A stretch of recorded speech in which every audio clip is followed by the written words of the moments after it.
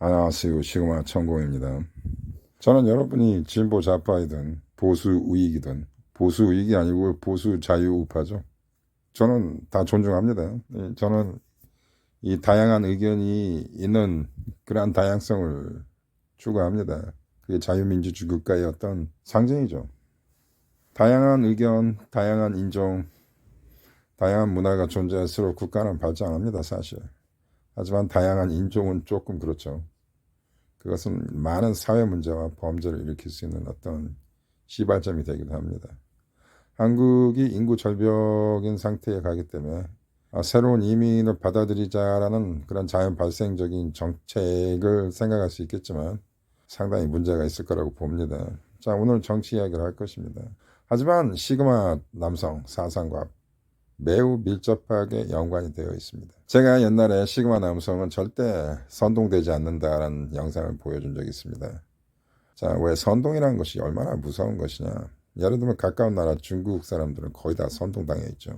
그리고 위에 우리 북한 조선인민민주공화국 국민들도 거의 다 뭐 선동되어 있죠. 그러면 자유민주국가 한국이나 미국 같은 나라 사람들은 선동이 안 당했냐?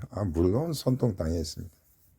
전체주의 국가는 정부가 국민을 선동하고 한국 같은 자본주의 국가는 기업들이 선동합니다. 기업들이 어떤 식으로 선동하냐? 광고나 섹시한 연예인들, 모델들을 사용해서 여러분을 세속화된 사람으로 선동합니다. 그래야 그들이 그들의 물건을 만들어서 팔 수가 있기 때문이죠. 자본주의에서는 어떤 식으로 선동을 하냐?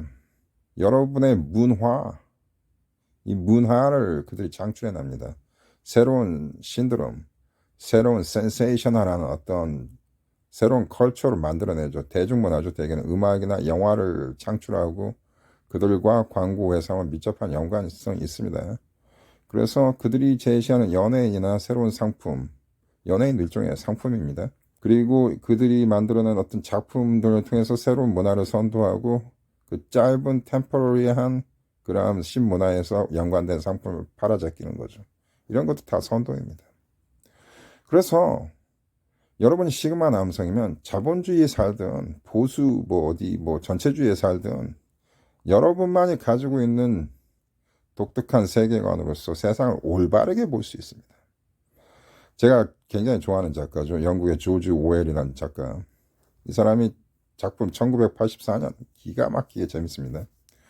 이제 그 당시 1900년도 초반에 썼기 때문에 이제 공상과학 소설이라고 볼 수 있겠죠. 그 당시에 미래를 예측한 영화인데 그 사람은 그 소설에서 무엇을 얘기하고 싶어 했냐. 전체주의가 세상을 완전히 장악한 그러한 초현실 세계에서의 한 인간이 선동당하지 않고 자유와 진실을 찾아가는 과정을 그린 영화입니다. 거기서 이 1984년 내용에 나오는 주인공이 그런 남자입니다. 즉 자기 자신을 투영한 거죠.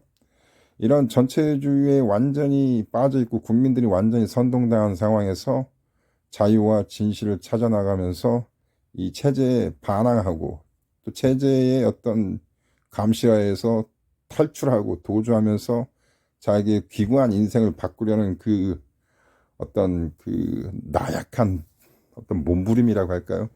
그런 것들이 그 소설에서 느껴지는데 거기서 나오는 이 나약한 남성, 하지만 그런 강렬한 어떤 자유에 대한 의지를 가지고 있는 이 남자가 시그마 남성인 것입니다. 굉장히 저한테 전율을 일으켰던 작품이었습니다. 자, 그럼 제가 오늘 하고 싶은 말이 뭐냐? 저는 현실주의에서 여러분이 지금 현재 저는 정치적으로 저의 어떤 커밍아웃을 하다면 지금 현재 저는 자유우파 보수적인 정치적 사상을 가지고 있습니다. 저는 한때는 진보좌파였습니다. 하지만 6년 전에 정권 매우 족같은 이상한 정권이 들어왔죠. 쓰레기 같은 정권이 들어오고 나서 저의 정치적 성향은 바뀌었습니다. 그가 누구인 줄 알겠죠.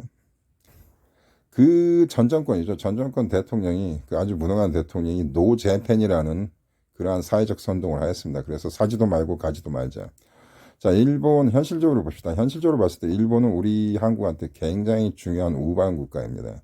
그래서 한국이 지금 제3차 세계대전이 언제든지 발생할 수 있는 이러한 즉발적인 위험한 사상에서 우리는 일본과 미국과 협력을 해야만이 우리가 생존할 수 있습니다. 그런데 일본을 지금 반대하고 저격하는 것은 국가 존립에 굉장히 악영향을 끼치는 매우 좋지 않은 선동입니다. 나는 그가 우리의 대통령이라는 게 나는 믿어지지 않습니다. 그거는 정말 반역행위에 가까운 것입니다. 그럼 내가 이렇게 얘기하면 저 새끼 친일파다. 토착외구다. 이렇게 생각할 수가 있어요. 감정적으로만 해석하면 그렇습니다. 하지만 저는 현실주의자고 애국자입니다.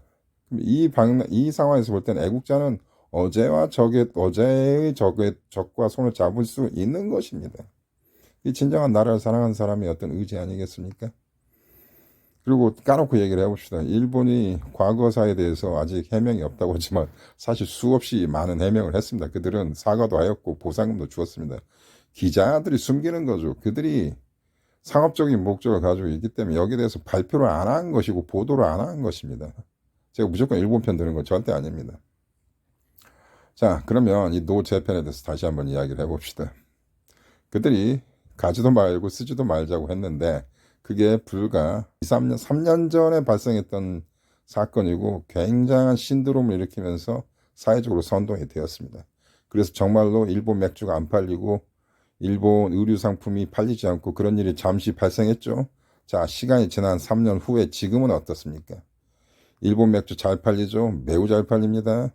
그리고 일본 여행 지금 얼마나 많이 갑니까? 지금 역대 최고로 일본 여행 많이 간다고 합니다. 이것은 무엇을 말합니까? 소위 말하는 시민들, 우리 국민들이 얼마나 선동에 취약한가를 보여주는 거죠. 저희 방송을 보는 사람들은 그러한 부류가 아니라고 저는 확신합니다. 여러분, 깨어있는 것은 이렇게 중요한 것이고 이렇게 위험한 것입니다. 여러분, 깨어있으시기 바랍니다. 저는 어떤 친일적인 얘기를 한 것도 아니고 반중적인 얘기를 한 것도 아닙니다. 그냥 저는 시그마 사상을 오늘 이야기한 것입니다. 하나의 정치적인 예를 들은 것뿐입니다. 오해 없으시길 바랍니다. 감사합니다.